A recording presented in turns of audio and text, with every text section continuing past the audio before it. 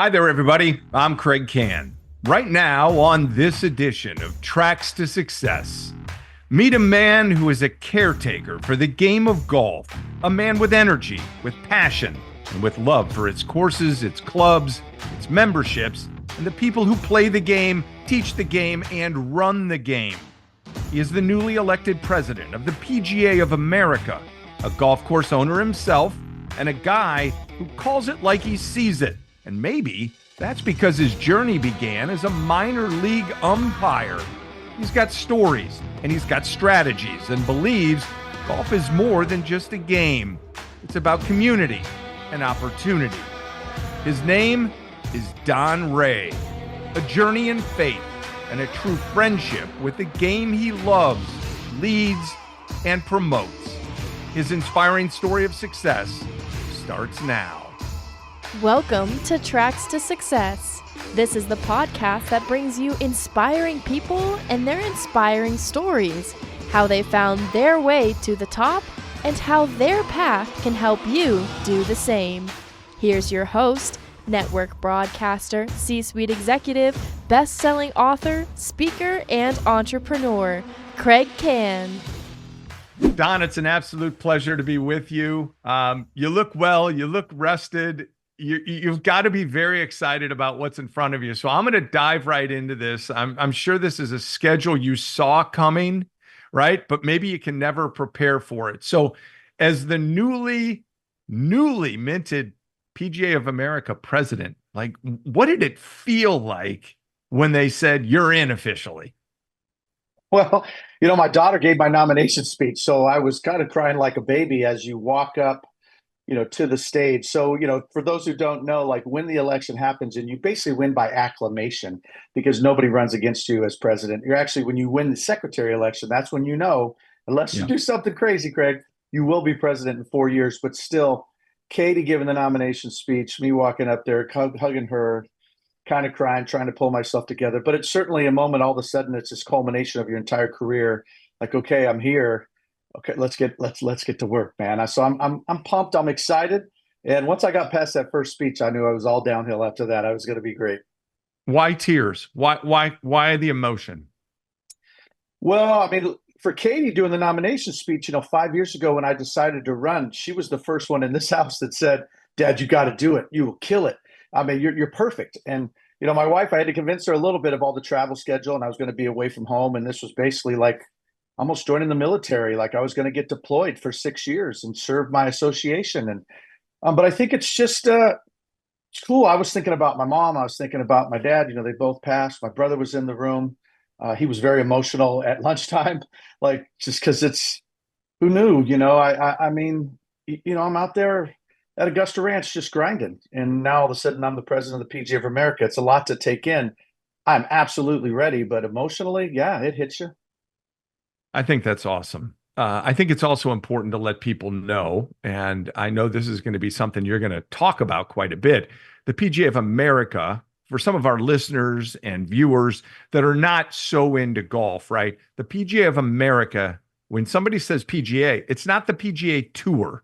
And that's big for you in your messaging. Absolutely, because whether it's legislators or just the regular American out there, I mean, when only 9% of the population plays golf, I understand the confusion.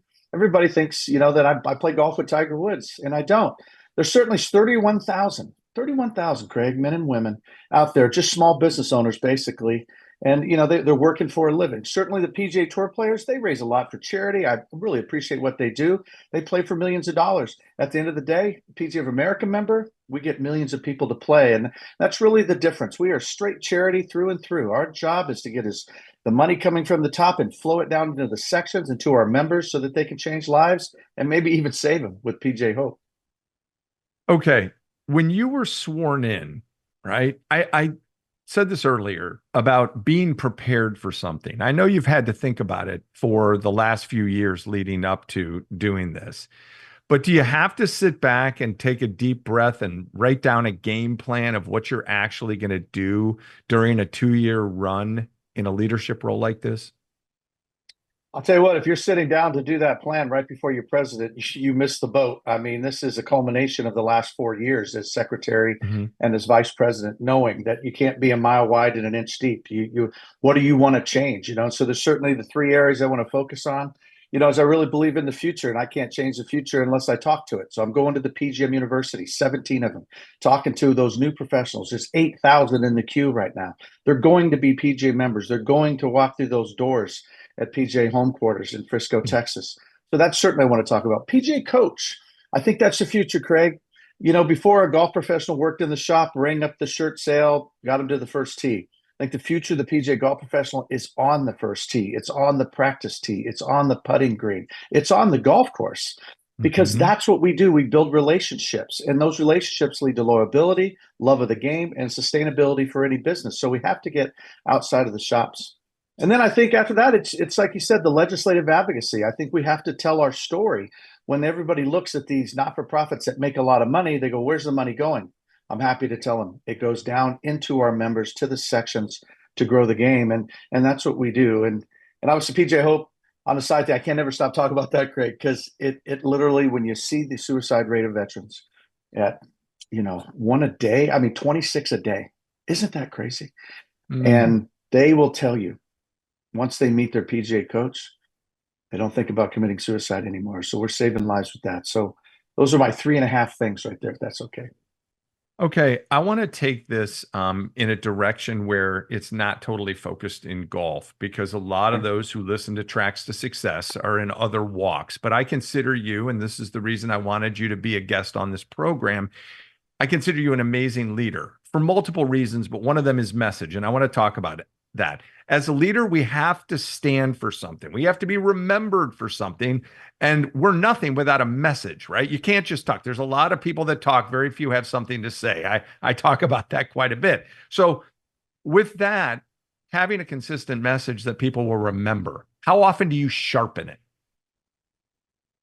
Well, I think a lot. You hear the response from people when you say a little quip, because you're right. I can give a 30-minute speech, but no one's ever said, I wish that guy would have talked for 5 more minutes, right? No one ever says that. And so the key is like in 30 seconds, can I say, hey, the PGA Tour, they play for millions. We get millions to play. When I want everybody to know that our voice of the game, 26 plus million golfers out there, who's their voice, Kraig? We are. We're the voice because we're the PGA professionals that are on the practice tee with them when they're talking about the shaft they want to use or the ball they want to use or the club that they're playing.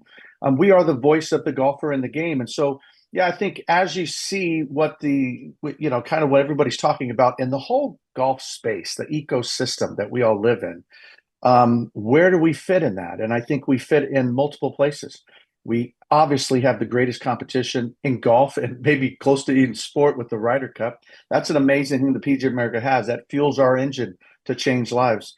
But at the end of the day, we are 31,000 men and women who are the voice of the golfer in the game. And so when you're talking rollback or you're talking, anything that could change us legislatively, we have an obligation to the 26 plus million golfers that we hear them and not even hear them, but then tell their story. And I think those are some basic thoughts of what I'm thinking about as a leader. What are we? It's not what you do, it's why you do it. And we have to tell our why.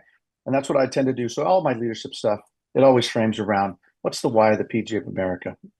All right. I feel like I have an obligation now since you brought it up and nonprofit and all of that. We've been in a situation in this country where, you go to the grocery store, costs are higher. You go to the gas station, costs are higher. You just mentioned the Ryder Cup. So I wouldn't be doing my job in this thing. And then I'm going to move on from it to ask you about cost of Ryder Cup, because it's out there. And for those that are listening or watching this that are huge golf fans, they see the cost of going to a Ryder Cup in New York, and the tickets are astronomical, Don. And you're saying that, okay, we're just trying to flow into the game and all that sort of stuff. So what do you tell people who are like, I can't pay that. I love the game of golf. I got no shot of going to this. I know I understand what they're saying. My brother and I wanted to go see the Steelers in the Super Bowl, and tickets are crazy for the Super Bowl, right? That secondary market pushes all the ticket prices up. When you look at the World Series tickets, right? Nosebleed with the Yankees and the Dodgers were $1,300. And so things cost a lot of money when they're bucket list items like that. And And when we looked at the pricing of it, certainly, when we had the Ryder Cup at Hazeltine, I think it cost us about $80 million to put that thing on. Mm. It costs about 120 when we have it in New York. And so one thing we like to do is just deal directly with the customer, try to stay away from the secondary market, absorbing all the fees when that $750 ticket. I know 750 sounds like a lot, but think about it. We only do one of these every 4 years in America. I mean, it's almost like the Olympics. And it does fuel the PGA of America. We priced it where we thought would be good. And to be honest with you, Kraig, there were 500,000 people on the wait list for those tickets. 500,000. So we quickly sold out the competition days. I think we're nearly sold out on the whole week right now. Tuesday is always a tough day because it's the beginning of the week, and you don't know how many practice rounds you're going to see. But I understand what everybody's saying out there. But when there's 500,000 people on the wait list, when it is a bucket list deal, and when we're still absorbing some of the costs of inflation, you said it. Inflation has raised the price of everything, and so we had to make some adjustment just to make sure that we can still grow the game. Once again, I think the PGA of America, 31,000 strong, we are growing the game with our initiatives. PGA Junior League, PGA Hope, PGA Junior Camps, PGA Family Cup, our high school championship, our college championship, PGA Works Collegiate Championships for all the HBCU and minority serving institutes. Who fuels that? We do. We write a check for all of that, and we're okay. We lose money on everything we do except for the Ryder Cup and the PGA Championship because those things fuel the other things. And so we think that's our place in the game. Even the Women's PGA Championship, we lose money on that, but that's okay because we believe in a women's major that's got a major purse. And so we do that. And so don't look where the money is, look where the money goes, and you'll see it goes to communities, it goes to people, it goes to growing the game. Okay, let's move off of that and let's talk about leadership and let's talk about career and let's help some people out there. I talk a lot in my talks about being sticky, right? Being somebody who's memorable, being somebody who adds value that people can carry and take elsewhere. Now, making people remember you for something is really important. And I know you've got an opportunity here over 2 years to be remembered for something. You, my friend, are sticky. Okay. That's why I wanted you on this program. What is, in your opinion, your greatest gift that makes you sticky in leading others? I get back to people. I get back to people as soon as I possibly can. When they ask me a question, I get back to them with the answer. That is the most important thing I can do. It doesn't matter who it is, if it's my wife or my daughter, my son, or 31,000 PGA members, or the allied associations that we deal with every day. I get back to people, and then I think I love it, and you can tell. I mean, if you go to a restaurant and the server likes their job, the food tastes better. If you go to a restaurant and the cook likes their job, the food tastes better. That's just the way it is. A happy superintendent, the grass is greener. A PGA professional, owner of a small golf course in Mesa, I love golf. And so how can I not get excited about it? So I think that's why I'm sticky sometimes, because I actually mean what I say. And I'm not afraid to pump you up a little bit because I believe golf's the antidote for a lot of things.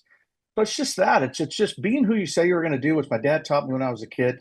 And then being positive and powerful when you're talking to people so they go, I want some of what that guy's got because he looks like he loves his job. And I do. Yeah. You led me right into this. We love this game. Okay. It's a new campaign for the PGA of America. We love this game. Where did your love for golf begin? Who got you started? How did it all happen?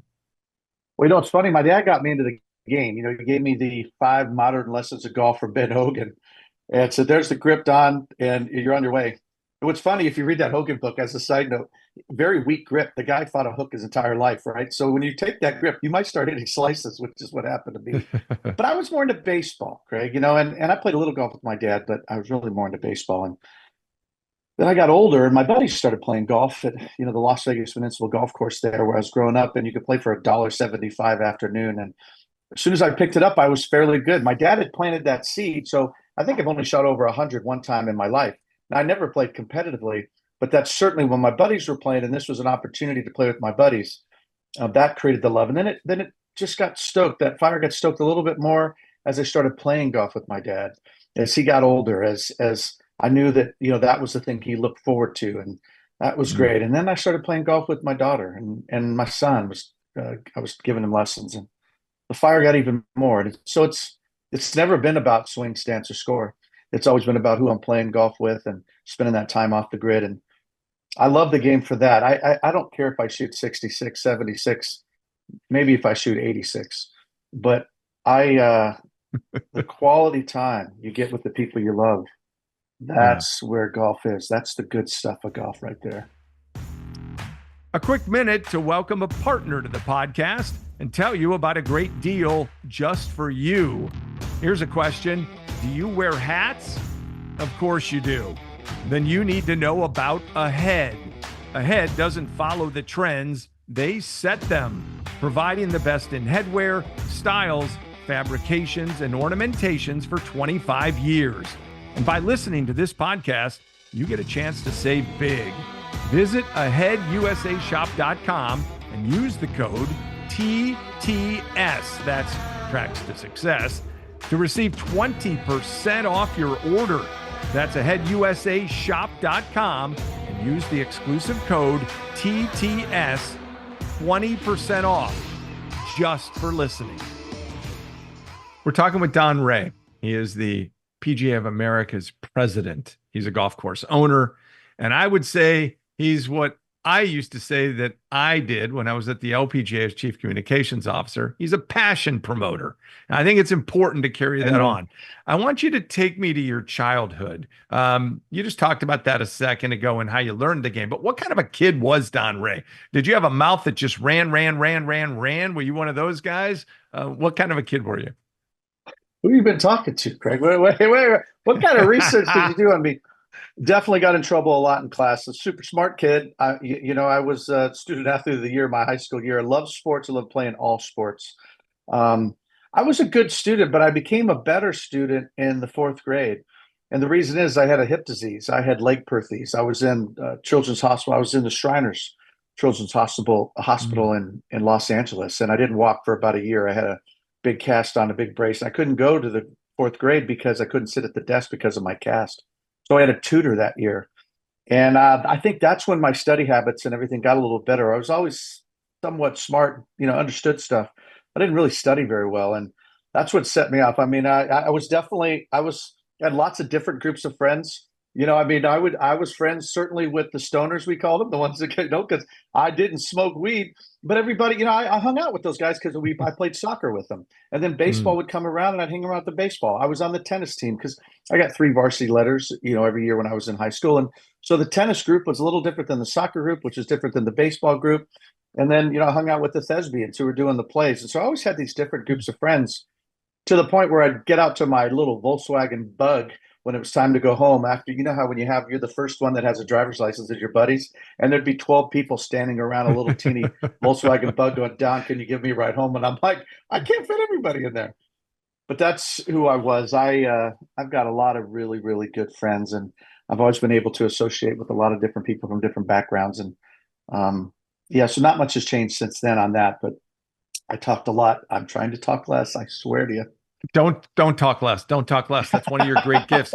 You talked about having the hip issue. Okay, so how does that tie into you being a minor league umpire? How did you?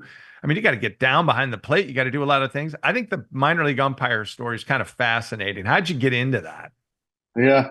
Well, the hip didn't bother me that much. I mean, thankfully, the doctor I had at Shriners Hospital, they were actually at that time giving 9-year-olds hip replacements. Think about that in the 70s.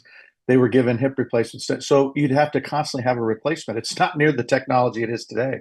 But they put me in traction at the hospital. I mean, Dr. Weston actually worked for the UCLA Medical Center, and he's the one who said, we're not going to do an operation anymore. We're going to do traction. So that's what allowed me, I think, to be in athletics. And as far as umpiring, my dad, he would go to spring training every year here in Phoenix. And there was a Embassy Suites. It was actually called Woolies Petite Suites back then. He happened to go there with his buddies to go spring training. That was the same hospital or the same hotel that the umpires stayed at. And Embassy Suites, they've got that free cocktail hour, so everybody's hanging out by the pool drinking their free cocktails, right? It brings people together. That's what it is. And that's when my dad said, man, do you ever think about going to umpire school? Now, I was a junior, San Diego State aerospace engineering degree, working at Home Depot full time, kind of getting burned out. And he's like, why don't you come to spring training and meet these guys? I did. I met Jim Evans. Jim Evans is like, you should come to umpire school. My dad said, I'll pay for it. I went, I made it. It's a very small percentage make it. And then boom, I was in the minor leagues umpiring and going, hey, I'm going to be in the big leagues someday. Someday I'm going to umpire in the World Series. And that was my goal. And what happened? You switched gears, you pivoted. Well, I mean, to be quite honest with you, it's 9 years in the minor leagues, 1,300 baseball games. I was in AAA for 3 years. I did a lot of major league spring training games, but it wasn't quite happening. My first marriage crashed and burnt because I was on the road. There was no cell phones back then. There were no laptops back then. And it just didn't survive. And so then, I was grinding through the minor leagues. And then during spring training, I met Karen out here and fell in love immediately. Went home, told my mom, I'm going to marry that woman. And I just said, if I'm not in the big leagues by the time I'm 30, I'll drop out. I mean, it's not going to happen. You can't be a career minor league umpire. You either make it to the big leagues or you don't. So after 3 years in the minors, I just took a hard look at it. And that's when a great job you have as an umpire is during the Christmas, you can work for UPS. I'd done it in Las Vegas. When I moved out here to be with Karen, I got a job out here with UPS for Christmas. And that's when I delivered to a little teeny 9-hole golf course, Riverview. And I saw this guy, Jim Mooney. He's PGA member, half-century member. He just looked like he loved his job, Craig. And I just went up to him. I said, how do you get a job in the golf business? He's like, you got to be a PGA member if you want to do it right. I said, how do you do that? And he gave me the phone number because there was no websites back then. And he gave me the phone number and I called the PGA. They said, you got to pass the playing ability test. I took my clubs on the road with me that year, practiced every day when I was in the Pacific Coast League, took my PAT at the end of the year at Cave Creek and passed it on the first try. And I was on my way. That's awesome. Maybe I'll see you at spring training this year because I'm making a trip out there. I love going to those games. It's awesome. You mentioned 31,000 PGA members, okay, around the country. The heart and soul of the game, I would agree with that. The voice of the game, I believe, as well, and an influential voice opportunity for each and every one of those members. Don, when did you find your voice? And by that, I mean, as we kind of escalate in our career, we gain more confidence and we start understanding the importance of message and being able to speak in front of other people. But as I said earlier, you got to be able to hold people's attention, get people's attention, all that sort of stuff. When did you find your voice and realize I'm pretty good at influencing people through talk? Yeah, good questions. I like it. These are different. I've done a lot of podcasts, so you're asking really good questions. I think a little bit of both. I mean, being at Augusta Ranch and trying to build relationships and I worked for Home Depot when I was in San Diego, going to San Diego State, and Home Depot, they just started. There were only 5 Home Depots in the country at the time. And, 1 Minute Manager was a big book that they gave out, Raving Fans. And these were fundamentals of like, this is how you run a business. And so you don't run a business from the back room. You run it by walking around. You run it by walking around, managing by walking around. Right? It's an old school, tactic that you've got to use. And I think my voice twofold. One, it was certainly getting better when the internet was out, but all of a sudden there was the social media stuff, and I go, man, this is an opportunity to talk about Augusta Ranch. And so got my Facebook account, started doing videos. When I was president of the Southwest section, I wanted the members to know that I was around. This is the 4th largest section and 1,400 members. And so every Monday, me and the executive director, Kurt Hudek, would visit a different golf course. I'd talk to the pro, I'd interview them, and then I'd tell what I was doing for the week. You're going to see me do more of that as the president of the PGA. I want the members to know, 31,000 strong, where their president at. What's he doing today? Why is he doing what he's doing? And so I think, and then the voice, it became on the public golf side. Obviously, me, I've spoke strongly against hot deals in Golf Now when I was growing up when I was growing up as a PGA professional at Augusta Ranch, because they were hurting my business. And so it wasn't like I was on some political tirade. It was just that this was hurting my ability to send my daughter to college, to make sure my son had a good life, to make sure my wife and we could pay our mortgage. And that's when I got a little bit better of like, no one's talking about this, how do I talk about this? And then I got involved in the committee systems through the PGA governance side and just found out that a public golf course's perspective was kind of missing in that room. And so it was like, man, if I don't start talking about water issues, property tax issues, Golf Now barter deal issues, who's going to talk about it? And so I practiced, and then I just kept doing it and got better at it. You're a really good self-promoter. Okay. And I don't mean that in a negative way, because I think some people can self-promote by not even talking, to be perfectly honest.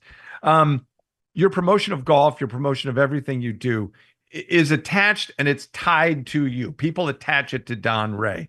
Do you feel an obligation, not just to promote Don, but to promote differently?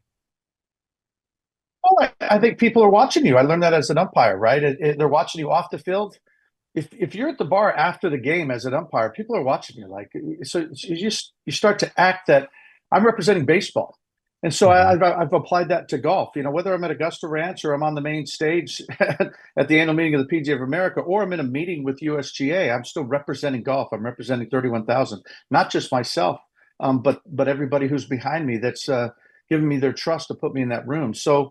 Yeah, I think I try to do that way. Isn't funny? As an umpire, you just stand in a certain way when you're on the field. Like, hey, I don't want to be arrogant, but I'm in charge and I'm comfortable with being in charge. And I'm a good guy. I mean, you can come out and talk to me, but I know what my decisions are going to be. And I think it's a way that you carry yourself all the time. And I'm certainly intentional about that. I realize that now when I come home, Kraig, I'm exhausted. I'm out of words, believe it or not. And sometimes Karen and I talk about this frequently, right? Because I turn it off.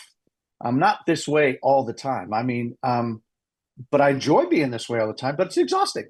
So yes, it's very intentional for me to boom. When I'm in the room, it's like, dude, when I tell people I'm better in person than on paper, I mean it. I mean it, man. When I come to you and I talk to you and I say, listen, this is what we're going to do. This is what the PGA is going to do. Hey, Augusta Ranch, top tracers, this is what we're going to do. It's because I believe it. And I think I've always, God gave me that gift, that when I'm talking to somebody, I can get them pumped up. I mean, just yesterday, I did 3 sermons at my church, and I only do a sermon like every 2 years. And Pastor Mike's like, man, that was really good. And I'm like, just because I believe what the message was, right? I'm okay. If I believe in it, I'll be just fine. In addition to hosting this podcast, Kraig leads the Kann Advisory Group, focused on elevating communication for companies and individuals. Company consulting, team and individual workshops, mind-altering virtual programs. To learn more and to find out why the Elevate workshop has been labeled the most powerful experience in leadership communication, visit cannadvisory.com. And when you do connect, mention the Tracks to Success podcast to receive your special discount. Now, back to the interview. We're talking with Don Ray. He's the president of the PGA. He's also one of Arizona's finest. You just mentioned better in person than on paper. Okay. So that brings me to something. I have hired people in my career, and you go through a lot of resumes, and then they'll come in for the interview. And I've told this to my kids, and I've told it to other people. That piece of paper just says what you are. Your job is to bring it to life, to make me remember you for more than whatever those things are. So you just said you're better in person than on paper. What do you tell people who might be interviewing for a job about career and the value of becoming somebody more than just a piece of paper? Well, I think one, are you interviewing for a job, or are you interviewing because that's where you want to work, right? I think there's a difference. The people I hired at Augusta Ranch, when I ask them, the first question is, so what do you know about Augusta Ranch? Now, if they know who we are and they're like, man, this place is just, I love it. It seems like you have a family here. And I notice what you do for veterans. And I notice the kids clinics that you do. Well, now all of a sudden I'm falling in love with that person because they love something that I love. And that's what I see when I see a bad interview, whether I was at Eagle Mountain or the stuff I do at the PGA of America. It seems like people, if they're just looking for a paycheck, I'm not into it, man. I want to know that you've got a passion for what I've got a passion for. So do research. Whatever club you're going to, find out who designed the course, who started the course, who have been the professionals at course, what type of membership is it? If it's public, what kind of tournaments do they do? I mean, what's their rating structure, their rate structure? Are they dynamic pricing? So know all that. So then when we fire a question at you, you can answer it by flipping it right away and say, oh, Don, what do you believe in? Well, I'll tell you what I believe in, kind of what you guys believe in. I believe in veterans. My grandpa was a veteran. And when I see what you do with PJ Hope, that really gives me joy. And that's why I want to be closer to Augusta Ranch. Kraig, that guy's getting the job, or she's getting the job if she says that. So it's about that. It's about doing the research and working where you want to work, not where you have to work. Yep. No, not about making a paycheck. It's about making a difference. All right. 2 words I'm going to throw at you. and I'll tie something into each one of them. I'm going to start with brand because you've actually talked about that. The importance of a PGA member or anybody, doesn't matter what they do. They could be a banker, they could be an investment advisor, whatever it might be. All right. The importance of building a brand that other people want to follow. Is that important today? It's absolutely important, and you're building it whether you know it or not, right? I mean, anything I post on the internet, anybody sees me, it's my brand. It is. It's just it Mhm. is. And so, why not be intentional with it?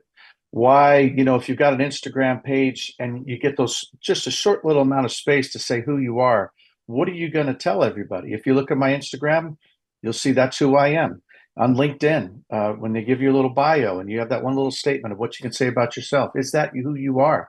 Take a lot of time to think about that. I mean, I think we have a lot of good managers, Craig. They go out in the world and they know that we need mission and vision statements, Mhm. but yet they don't have a mission and vision statement for themselves. And so the brand is the brand, regardless as if you think you have one. So you better be intentional because people are looking at you. They want to know your why. I mean, we keep Yeah. going back to that, Yeah. right? Hmm. It's just the what and the how has to be based on your why. It's like you said about the paycheck. That's a result of doing something you love. That's just Okay. the way it is. And so I think I asked your question. I answered your question. I don't know. Yeah, I you can't did. speak for bankers and You did. investment guys out there, but I do know this. Even the tax guy I have right now, Lou DeMiro, I know what he's about. I know what he's about, and that's why I go to him. I can trust him. It wasn't because of a better rate. It wasn't because he was referred by somebody else. Because when I spend time with him, he is who he says he is. When I was at the LPGA in communications, one of the things we did, and my next word is merchandising. Okay. I'm not talking about apparel or products that you can buy, but when the media said something great about us or spent the time to care about the story of women's golf, whatever it might be, we took that and we merchandised it. We used it to our advantage to show what other people are saying about us. Talk about the importance of merchandising your successes in life as a leader.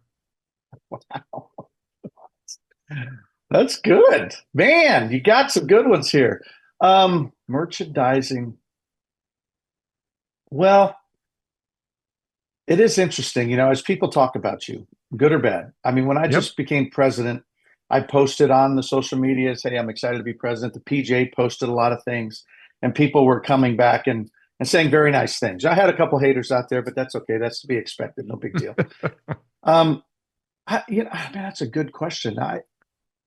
A lot of I guess people the way don't I want to mer put it yeah, out there. They feel like they're yeah. bragging about themselves. But I think you gotta put it out there. For example, if somebody says something great about the PGA of America, okay, great. That was said. Now, what do we do with it? How do we package that? How do we put it out there so that people look at us favorably? But I think as individuals, we need to do the same thing. I'm not going to tell everybody that I'm great at this, that, or the other thing. I want other people to feel value from what I deliver and let them do the talking. But I got to merchandise that success somehow to grow my business, correct? It's brilliant. I love what you're saying. I mean, like I said, it's easy for me to do it on the PGA, but like I said, personally, it's interesting. But I think you're exactly right. I mean, hey, isn't like being on this podcast? We started off, and you said some very nice things about me, and things I would never say about myself. So if I come on a podcast, and I talk to you, and we're friends, and Hmm. and I'm like, man, and you're like, man, he had good answers to the questions. And I get on other podcasts, and before those podcasts begin, they say nice things about me. I guess I'm doing what you're saying. I'm merchandising it by being Hmm. very available and being very transparent and being very genuine. If I'm on a podcast, this is done. You see me tomorrow at church or in the supermarket, you're going to go, that's the same guy who's on the podcast. I guess Yeah. he's the real deal. And I think that's what it is. I think the more I become very available to any and all podcasts, I do so many of these, but well, I don't do that many because, as you know, it was hard to get on my schedule. But Craig, I love you, and I love what you promote. Just by that question you just asked is brilliant. But I think I choose so that respectable people are talking about me in a good way because we got to meet. Some of them I don't know, right? I've been on some podcasts. I've never met them in my life. And then I Hmm. watch the podcast afterwards and I see what they say. I hear what they say about me after I got off the podcast. Yeah. And they say Yeah. these good things. And I guess that's how I'm merchandising. And I merchandise it by having a really good product, a genuine, authentic product. And then other people, through raving fans, like we did at Home Depot, start telling other people, that guy's is who he says he is. And That's so right. that's my authenticity, I guess. Word of mouth marketing's big. All right, I'm going to test you. Here we go. This is rapid All right, fire stuff. All right. I've I'm looked ready. at your LinkedIn page just for fun and some of the Mhm. things that you have attached to yourself as quote unquote specialties, business plans, hiring, management, marketing, media relations, sales. First thing, why, in a short answer, is it so important to have specialties attached to you? Well, man, you're good with the questions. I mean, one, it's LinkedIn profile, and you want to put the things. Some of that LinkedIn profile I created before I was even president of the PGA of America, but those are things that I Yep. feel are important. I mean, I guess what I would tell, to all the PGA golf professionals that are listening now, and the ones that aren't, like you said, your Mhm. audience is huge, and I Yeah. appreciate the opportunity to be on this. To be honest with you, it's very nice of you, um, because those are fundamentals of who you are as a person. I mean, aren't I selling myself? Like when I did the three sermons at my church yesterday, there was three Hmm. services, and I did my sermon on the imposter syndrome, right? And I was talking about how I battle the imposter syndrome, and it turns out people who are very successful maybe get challenged with it even more. The imposter syndrome. You're worried, are they going to figure you out? And so to me, when I do all those things, yes, I've got to be thinking about sales. I've got to be thinking about that. The business acumen, that's over here. Definitely. Hmm. I can run a golf course and I can make a profit with the golf course and actually change people's lives with the golf course. But when it comes to, as I'm out there talking and trying to get sponsors for an event or trying to raise money for a charity, I'm always selling the value of golf and the value of a shotgun. And so I think those have to be specialties because that's how you get your word out to people, whether you like it or not. Marketing is marketing, whether it's my flyer that goes in the room or the podcast that I do, or my business card that sits on the counter at Augusta Ranch. It's always sales and marketing and It advertising is. and PR. Hmm. All of that stuff is all rolled up into one the minute I wake up in the morning. Because if I wake up in the morning, there's nobody in here but me. But Hmm. I'm either authentic right now and go, okay, who am I? Well, I'm somebody who shows up on time, so I got to jump in the shower right now because that's Yeah. where I want to be. I want to somebody who's early for meetings, not late. That's my product, that's my brand, and that's what I'm selling. Is that I'm trying to be just a good human being Yeah. and see what happens after that. One of the things that I talk about a lot in my workshops, the Elevate workshop, is about sales. And you just mentioned it. So I'm going to pick sales out of the things that I just rattled off there. And I had some people recently in one of the workshops say, no, we're the partnerships team. I said, no, you're not. No. And then I'll have somebody else say, we're the marketing team, or I want you to come talk to our communication team. And then I'll tell them, guess what? Whether you like it or not, we're all in sales. We are all in sales. And I do believe that some of the PGA of America professionals out there don't realize the value in a media opportunity and trying to reel one in for themselves. How do they get one? How do they market themselves? How do they put their brand out there differently? And how do they sell themselves so that other people will go spread the word about them? So, quick question on this. Why is it so important to adopt a sales mindset, even if your business card doesn't say vice president of sales? And this is a great question because I just said this at the annual meeting in my speech. 31,000 members. Like the PGA, we create some amazing videos. We have Mm-hmm. amazing assets. I call them heirlooms. People call them assets, but the PGA Championship and the Ryder Cup, those are heirlooms. They were given to us by our previous, presidents and members. And we do these amazing commercials. You just said it. We love this game, right? We did that Yeah. commercial with the little Yeah. boy who raises his hand. He walks up there and says, "This is what I want to do." And these are great things. But you're telling me if I've got 31,000 members, let's just say 20,000 are on Instagram, Facebook, or LinkedIn, if they would post content and the PGA Mm-hmm. of America would share that content. So the PGA of America and our members working together, they create Yes. content, we push it down to all of our pages. We create content and they push it up to the PGA of America, showing who we are, that we're not the PGA Tour, we're the PGA of America. I've got to get our golf professionals understanding that their job it doesn't end when the PGA runs a commercial and says, "This is who you are." That's just the beginning.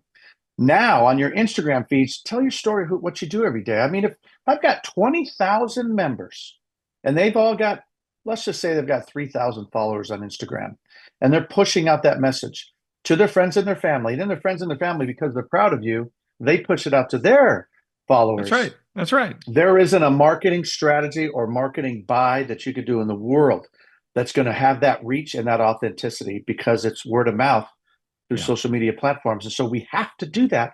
We are the sales force, not the people who work at home quarters in Frisco. We are the sales force, the 31,000. Connect, communicate, convince.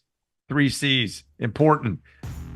Looking for a guest speaker for your next event or annual conference? Kraig's message is inspiring and empowering. Visit CraigCannSpeak.com to learn more about his topics and find out about his green shoe experience. It's a day your people will talk about long after he's gone. So visit CraigCannSpeak.com and mention the Tracks to Success podcast to receive your special discount. Now, back to the show. Talking with Don Rigg. Before we wind down our time, I want to get to something here real quick. And that is you wear Air Jordans. I've seen you in pictures. I've seen you in person. It's kind of your thing. Now, if you look over my shoulder, I've got the green shoe. I hand out a green shoe at all my talks. Somebody stands out. White shoes, ordinary. Green shoe, extraordinary. We got to find a way to do that. You stand out with the Air Jordans. What's the deal behind that? So silly. And this is a true story. I mean, so my dentist, I've been giving him lessons for a long time. We've become friends. And he actually gives everybody at Augusta Ranch, all the PGA pros at Augusta Ranch, free dental work. I mean, it's amazing. The relationships you make as a PGA member, as a PGA coach, they just stick. They're sticky. Mm-hmm. And so Dr. Swain, I give him a lesson every Friday. And he's like, hey, man, I've got this little side hustle. I do Jordan shoes. I take white shoes and I paint them up. They look really cool. I've been doing them with my friends. I'm doing them for my friends. And if I made you a pair, would you wear them? I'm like, yeah. Because now at the time, Kraig, I'm black shoe, black sock. Go to Costco, okay, buy my black shoes, buy my black socks. I am the regular old khaki pants, blue blazer, PGA guy. And I wear these shoes. So then I start going, well, what socks do I wear with these shoes? So I'm like, you know what? I'm just going to buy USA socks. No one's ever said anything about USA socks not matching the pants or the shoes or the belt or whatever they're supposed to match. But at the same time, I started wearing his shoes that said PJ on them. Mm-hmm. I wore the socks, and all of a sudden, people are coming up to me going, dude, I like your shoes. And I said, what's your name? And then I started conversations with them. And I went back to John, and I said, John, people love your shoes, and it's allowing me the opportunity to look them in the eye. I mean, these young PGA professionals, they love the shoe game. I didn't know there were sneakerheads out there, but they're all over the world, man. They're looking at your feet all the time. You just don't realize it. And all of a sudden in the airport, I can't tell you how many, I'm walking by, nice shoes. And I start doing it. Nice shoes. But that's what happened. My dentist, he's made me like 8 pair now, to the point where Nike reached out to me and they said, hey, can we give you some shoes? You're wearing shoes all the time. I said, yeah, I'll take free shoes. That'd be awesome. But the ones that I cherish, I mean, I appreciate everything Nike does for me, but the ones I cherish are the one that John made. He made me some for being 44th president. He put the logo on the side of the PGA of America. We love this game on the back. Just really kicking shoes. And it's all because of him. And it's opened the door for me to talk to people, which I don't know if I needed a reason before, but it certainly made them more receptive to what I'm saying, because I'm not just some 57-year-old guy. All of a sudden, I'm the guy wearing cool shoes. So I'll take it, man, if it bridges the gap between age groups. 2 questions before we leave.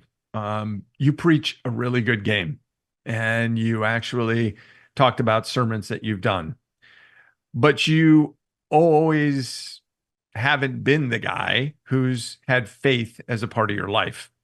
Something changed. What was the reason for that? Why are you a faith-based person when you weren't before? Well, that might make me cry. So I'm going to fight through this one a little bit. It's a good question. I just was working all the time, Kraig, all the time. Mm-hmm. And I was ignoring my family. And my son had moved in with Karen and I and Katie, and it was not going well. And I had lost. I read books, man. I read every management book that's going. I've read them all, and I've managed people. I've been very successful with people, but yet my son was struggling. I didn't know what to do, and I was actually to the point I'm like, I give up.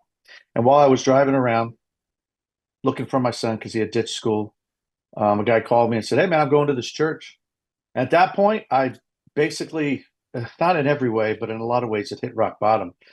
Eagle Mountain was selling. I was losing my job. I was starting my management company. As you know, it's hard to start your own company. It's hard to build up a Mm-hmm. reputation when you have zero clients. Mm-hmm. And it was a tough time. And I started going to church because I thought my son was jacked up and I needed to get him to church so he would change. And it wasn't long before I found out I was jacked up. I wasn't being the man. I wasn't being the leader that I needed to be in the house for him, my wife, my daughter. And I was, I mean, I don't know if I was atheist, definitely agnostic. And then all of a sudden, I feel like my eyes were opened. I feel like it was like the Matrix. It's like all of a sudden I saw this world is not chanced. There's nothing in chance in this world. And then things happen in my life. I mean, if you go to my website, Don Ray PGA, my first sermon's in there, and it's my testimony of what happened. So I won't talk all that through, but that's what happened. I gave my life to Christ in 2008 after seeing that my way wasn't working and his way was better. And I wasn't ready for it, but I said I was going to try it, and it's changed my life because it gave me a foundation of who I was. And like the scripture I have on my wrist, Philippians 4:13, I found out that, Don, you don't have to do it in your own strength. Jesus is your spotter. And if you can't get the weight off your chest, he's going to do it for you. And that freed me up, Kraig, to go, you know what? I'm going to work as hard as I can. But when I start getting tired, I got Jesus behind me. And so that's what changed my life, made me a better husband, father, the whole deal. You've written a few scripts for speeches, I'm sure. You've read a ton of books because you talked about that.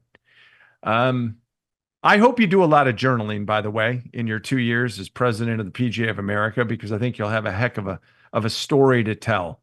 My last question is this. Tracks to Success is the name of this podcast, inspiring people, inspiring stories. Why am I talking to you as the president of the PGA of America? Have you ever thought about that on your own? No, I am now. I think the reason I would be on here, because it's not just because I'm president of the PGA. There's been 43 others, right? It's how I got here. I don't have a college degree. I, was a workaholic in every sense of the word. I didn't make it as a professional umpire. My one goal. I mean, I was watching the World Series 2 weeks ago. Andy Fletcher's working the plate and Doug Eddings is working first base. That was my crew in AAA. It was us three. Wow. And now I'm seeing them in the World Series. And I could look at that as a failure. Like, man, you wanted to be a big league umpire and you didn't make it. But I kept fighting, and I believe in college. I mean, Katie is in college. She's a senior right now. She's going to graduate. She'll be the first person in the history of my family to graduate from college. So I believe in higher education because doing it the hard way, the school of hard knocks, you get some scar tissue. It hurts a little bit and it takes a little longer. But I think it's that, that they told me I wasn't going to win as secretary. I ran anyways and I won. And then right now we're in a weird time in the golf industry. But I know what my rock is. I know where my foundation is. And I know who I'm fighting for and who I'm promoting, which is the members. And so I hope that you got me on the shows because I survived this track to my success. And I hope that you have me on the show because I'm an authentic person who's just discovered that they're in this arena now where they can make a difference. And I guess that would be the message for me. It's like, man, I worked real hard. And you know what they say, luck is preparation, meeting opportunity, right? Mm-hmm. But at the end of the day, it's true. And people are watching you all the time. Don't burn any bridges because even when you're smelling like smoke, it's hard to get to the next room and just keep grinding. And then my final thing is, I've done my whole life because this is what you do in umpiring. If you want to be a good umpire, you reach out to the best and go, what do you do? What do you see? Umpiring is not what you do. It's a craft of managing a game, managing managers that are losing their heads, managing players that are losing their minds. And how do you do that? And you learn that from the past. And so I talk to the past presidents of the PGA. I talk to the best instructors in the game. I talk to the best business of the people in the game. And I talk to you because you talk to the best. And so now my networking becomes an access to a university that I didn't go to, but I can access at any moment. And that's the power. And I think that's the way you get to success is leaning on that. Well said. I'll leave you with this. One of the biggest influencers in my life was in college, Kent Collins at Journalism School, University of Missouri. And what he told all of us as broadcasters is, in trying to get us to get people to watch our stories that would appear on the local news our senior year, he said, you can't preach to anybody unless you can get them into the church. I've never forgotten that. You can have a great message, but if you don't have anybody in the pews, not just physically, but emotionally, mentally, then you don't reach anybody. One thing you're great at is getting people into the church. Your message is awesome. Your sermons are fantastic. And you're going to get a lot of people into the church in golf. So continued success. Thanks so much for the time. I really appreciate you. Thank you. I appreciate it. I enjoyed this. This was fun. Time now for our closing segment. We call it Getting Ahead. My thoughts on helping you find your track to success. And it's brought to you by Ahead. If you're looking for the best in headwear, Ahead has you covered. From a robust collegiate collection with more than 30 universities to choose from, to styles featuring golf legends Palmer, Nicklaus, and Sorenstam, to fits for all 6 teams in the new TGL Golf League, visit AheadUSAShop.com. That's AheadUSAShop.com and use code TTS at checkout. Receive 20% off your purchase. That's AheadUSAShop.com and code TTS for 20% off. Time now for our segment, Getting Ahead. And I hope you enjoyed the energy that Don brings to a conversation. I want to talk a little bit about something tied directly to Don's rise into the role as president of the PGA of America. The way the process works, you run for the office of secretary. You're then elected, or not elected, and then you spend 2 years, then become vice president for 2 years, and then you are in the role as president of the PGA of America for 2 years to make that big difference. Now, I've known Don through all of the time that he's been going through this process. His energy has been the same throughout. It's never changed. So why do I bring that up? I bring it up because I think it's really important for you all, for all of us, to actually think about the energy we bring where we are. Yes, I think it's really important to look ahead. Where do we want to go? How do we want to get there? But make sure you pay strong attention to where your feet are currently planted. How much effort, how much energy to put in that role. People get lost a lot in title and thinking about what's next, and they forget about where they are and the impact they can make. And one thing that I can say about Don is his energy level as secretary felt presidential. His energy level and his passion and his messaging while he was vice president felt presidential. So I've watched him speak many times, and I hope it came across in the interview that he carries himself like he's the CEO and the president always. So my thought is this: when you go to work tomorrow, yes, look ahead, think about your career, think about the successful path that you want to take. But think about where you are. Don't get always so carried away with the future. Think about the present and be successful. Be passionate. Have a message. Make a difference. That's important. Do that, your tracks to success will be a whole lot easier. Hope you enjoyed the conversation with Don Ray. Man, I love doing this podcast. I hope you enjoyed the listen or the watch. Until next time, let's stay connected. We'll see you again on Tracks to Success. Don't forget to subscribe to the show for more great interviews and Kraig's thoughts on reaching your highest personal and professional summit. Find it wherever you get your podcasts and on the Kraig Kann YouTube channel and kraigkannspeak.com.